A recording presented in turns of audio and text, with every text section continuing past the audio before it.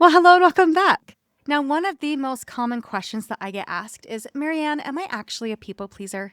I've been listening for a while now, and a lot of things resonate, but I'm not sure if I'm a people pleaser or not. And honestly, I'm not sure if that's a bad thing or not. Isn't it a nice thing to do for other people, to make other people happy?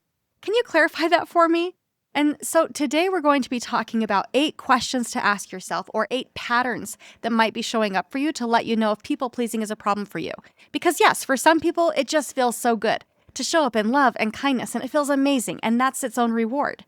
But for other people, when these patterns start to sneak in, then it's time to do a little bit of a self-assessment to see if it's time to put in any boundaries or to kind of rework how you're showing up in life. So as you're listening, as I share these 8 things, I want you to really pay attention and kind of keep a mental note as to how many of these resonate with you. Because at the end of today's episode, I'm going to let you know about something I'm rolling out that I am super excited about that can help you to work through these patterns. So question number 1, are you willing to ask for what it is that you need? Maybe you're somebody that knows that you have needs, but you kind of struggle to vocalize them. Or maybe you think, well, you know what? I think other people should just kind of notice that I have needs and then fulfill them. I shouldn't have to ask. Or maybe you're starting to feel kind of a little bit confused or neglected when your needs aren't met in relationship because you're showing up so well. You tend to think, but I'm showing up so well for them. I've already modeled how it is that I want them to show up for me. Why aren't they doing it? If this is you, I want you to ask yourself, how willing am I to ask for what it is that I need in relationship? It is really easy to assume that everybody notices other people in the same way that we do. But I will say that the majority of my listeners are highly sensitive people, and some are even empaths. Considering that only 15 to 30% of the population are highly sensitive people and only 1 to 2% are empaths, then I think it's safe to say that your level of sensitivity is pretty different from the other people that you're in relationship with. You are incredibly perceptive. You notice people's facial expressions. You notice when their tone of voice changes. You notice how the energy shifts when somebody says something or when somebody else walks into the room. But not everybody experiences the world in that way. You are simply more aware of other people than they are of you. And so, yeah, it is easy to assume that other people should respond in the same way that we do, or be as sensitive to microexpressions, be as sensitive to our emotions, be as sensitive to our needs as we are to theirs. But the majority of the population, they really need things explained to them. I mean, yes, if you are blessed enough to be in a relationship with another highly sensitive person or an empath, it is highly likely that your needs are also getting met in relationship. But if you are in relationship with the roughly 80% of the population that isn't as sensitive, then you might actually be putting your friends, your family, your partner at a disadvantage by not speaking up, by not telling them what it is that you need in a relationship, because they simply aren't as sensitive and they just don't know. Now, if you would like to learn more about the 3 different types of empathizers, so that's empaths, highly sensitive people, and cognitive empathizers, then come and check out episode 123. I will be linking it in the show notes. But for today, just remember that if your needs are remaining silent in your head, if you're never giving voice to what it is that you need, then your needs are rarely going to get met. So a good question to ask yourself here is, where in my life am I waiting to be asked what it is that I need instead of volunteering what it is that I need? All right, question number 2, do your relationships feel out of balance? Now in this segment, I'm going to be talking specifically about the giver-taker dynamic, okay? So this is where one person is always giving and the other person is always taking. And in the beginning, it feels so good. And even the taker is probably going to say, wow, I have never been poured into as much as I've been poured into by you. This feels so amazing. And you're getting that praise and you're getting that validation and it feels so good. But over time, you might begin to notice that, this is very lopsided. I don't have anything coming in for me. And then you might be feeling like you have an empty bucket. Now let's imagine for a moment that you have an entire bucket of tennis balls and you want to go play with a friend at a park. So you call them up and you say, hey, I have a whole bucket of balls. Do you want to go play with me? And they say, oh yeah, that sounds like so much fun. So you go to the park and you start throwing balls over that net. And, none of the balls are coming back, but you're kind of making up excuses for them. You're thinking, oh, well, they're just new to this. They don't know how to play. They're still figuring it out. After they watch me do this enough, then they'll start to return the balls and it's going to be okay. But over time, you notice that your bucket, it's becoming more and more empty. The balls aren't coming back.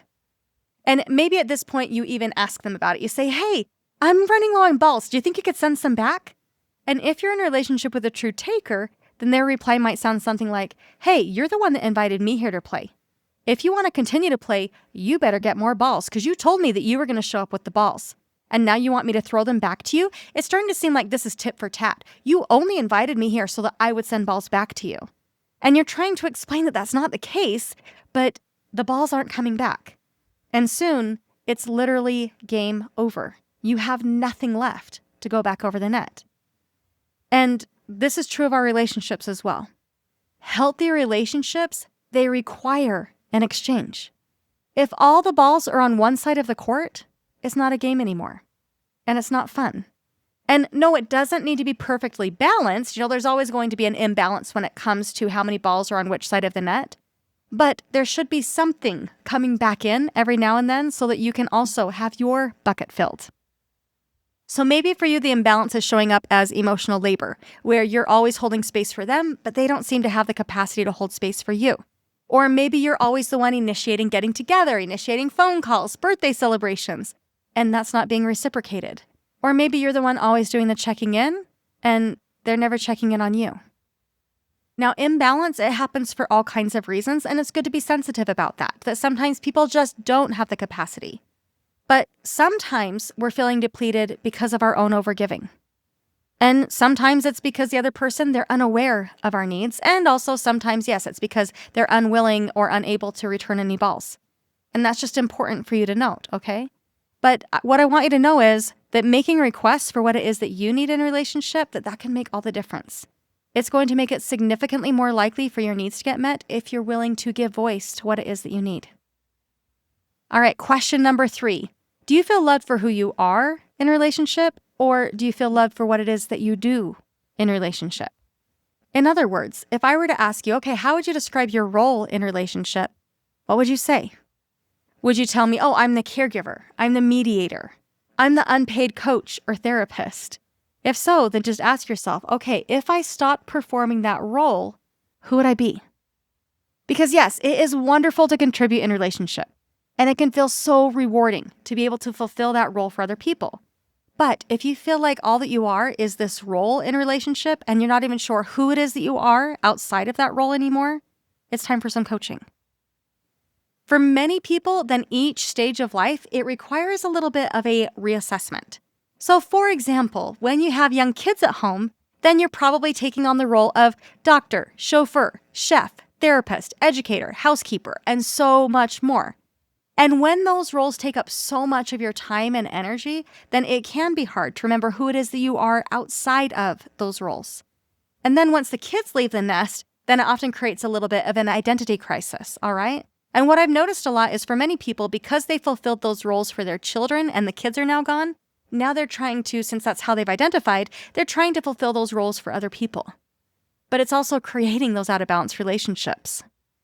You are so much more than what it is that you do for other people. And if you need help discovering who you are outside of those roles, then please come and work with me or another coach. Question number 4. Do you feel like you're constantly trying to prove yourself?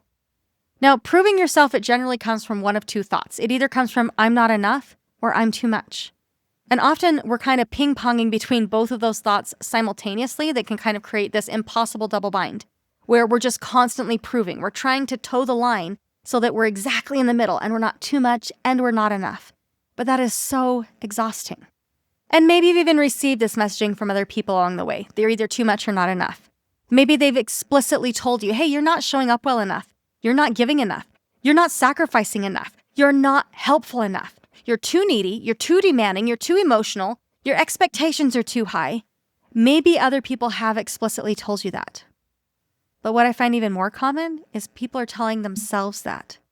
They're making that self-judgment. They're constantly trying to prove to themselves that they're just right. So they spend their whole life trying to walk that balance beam of not being too much and not being not enough and stay in that exact little 3-inch square of perfectness. And that's just not realistic. Question number 5, do you feel personally responsible for other people's emotions? Now, this is where the hypervigilance shows up. Are you hypersensitive to other people's emotional experiences, and do you feel personally responsible for helping them to feel better? This can show up in all sorts of ways. I know we've talked about it multiple times here on the podcast. But notice if you feel yourself experiencing dysregulation because someone else is having an emotion. Often when you feel responsible for other people's emotions, it's because you're trying to negate responsibility for your own emotions. You have this belief that if I can just control everybody else, if I can just make sure everyone else is happy, then I can be happy. Then I can relax. But this comes through that hypervigilance of, I'm going to make my own personal wellness conditional upon everyone around me being okay. And that's no way to live. In fact, it is pretty exhausting. So ask yourself, what emotions am I currently carrying, and are they mine to carry? Or am I robbing someone else of learning how to navigate their own emotional experience? Question number 6. Are you uncomfortable having needs? Now, I get it. This one's pretty similar to asking for needs, but are you someone who is willing to acknowledge that you have needs, or do you try to kind of hide that about yourself? Very often, then, they tend to hold themselves to a different standard as everyone else. They think, well, it's okay for them to have needs, but I should be self-reliant. I should be self-sufficient. I shouldn't have any problems. I should be able to navigate this on my own. And often they have that belief because they think, but I'll be a burden if I have needs. So they shrink their own needs. They keep themselves small. And because they've worked so hard to prove that they don't have needs, then they might even deny it themselves. They might not even be aware anymore that they have needs. But I want you to know that if you are a human being on this planet, you have needs, and your needs are valid. So ask yourself, in what relationships do I have the belief that simply having needs, it makes me too much for other people? And what might happen if I allowed myself to be seen in that relationship? Okay, question number 7. Is there a conversation that you have been avoiding? Am I conflict avoidant? Okay, ask yourself, because generally that's what's happening is when you're avoiding a conversation, like you might have a need, a want, a desire that you want to express, but you don't want to bring it up generally because you're really conflict avoidant, all right? So ask yourself, are there things that I would like to change about my relationship, but I've never actually given voice to it? For example, would you like to have date nights that are outside of the house instead of just watching TV at home? And what's stopping you from planning that date? Would you like to have phone calls that go in both directions rather than having it be all on your shoulders? And if so, what is stopping you from letting them know? Would you like to readdress the division of labor in the home now that your work schedule has changed? And if so, what is getting in the way of having that conversation? Think for a moment about what one change you would like to make in your relationships. And then ask yourself, okay, what is getting in the way of my making that change? Oftentimes, it's fear that's getting in the way. A fear of the very things that we've talked about today. A fear of being seen as too much, as too needy, as too inconvenient, as too demanding. Or it might simply be just a fear of the unknown. That, okay, well, I've never made a request in a relationship before. I don't know how it's going to play out. I don't know if they're going to be upset. I don't know if they're going to say, oh yeah, that's simple. Of course I can fulfill that for you. I don't know what's going to happen, so it's better for me to not say anything at all. It's better for me to stay small. It's better for me to stay stuck. But what if they say yes? What if you make a request and they say yes? What if the change that you're seeking is actually closer than you think? All right, question number 8. Do you feel like somehow you've lost yourself along the way? So maybe you feel like you've lost your spark, you've lost your passion, you've lost your creativity. Maybe you've spent so much of your time being who it is that you think other people want you to be that you no longer know who it is that you are. You've been wearing a mask in relationships for so long that you don't even know what it is that you would like to do for fun anymore. It's always, oh, whatever you want to do, that's fine with me. Oh, well, where do you want to go to eat? Oh, I don't care. Whatever you like is fine.